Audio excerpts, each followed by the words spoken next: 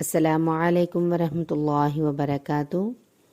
Depression اور مشکلات کے حل کی نئی سیریز کے ساتھ ہم حاضر ہوئے ہیں الحمدللہ۔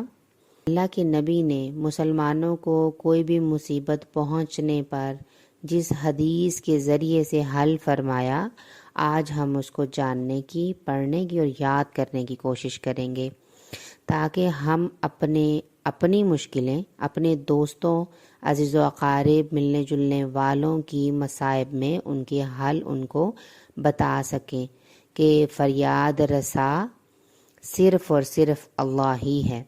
اللہم لا سہل الا ما جعلتہ سہلا وانت تجعل الحزن اذا شئت سہلا۔ اے اللہ، کچھ بھی آسان نہیں مگر جسے تو آسان بنا دے، اور یقیناً تو غم و پریشانی کو جانتا ہے، حل فرما دیتا ہے۔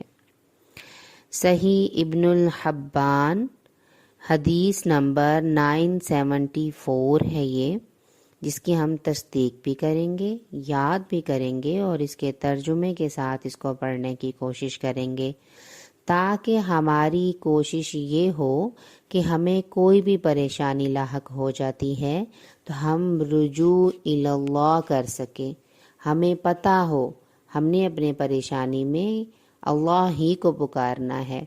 اپنی نبی حضرت محمد صلی اللہ علیہ وسلم کی احادیث کو سامنے رکھتے ہوئے ہم نے اپنی پریشانیوں کو بھی سامنے رکھنا ہے اور اس میں ان احادیث کے ذریعے سے حل ڈھونڈنا ہے۔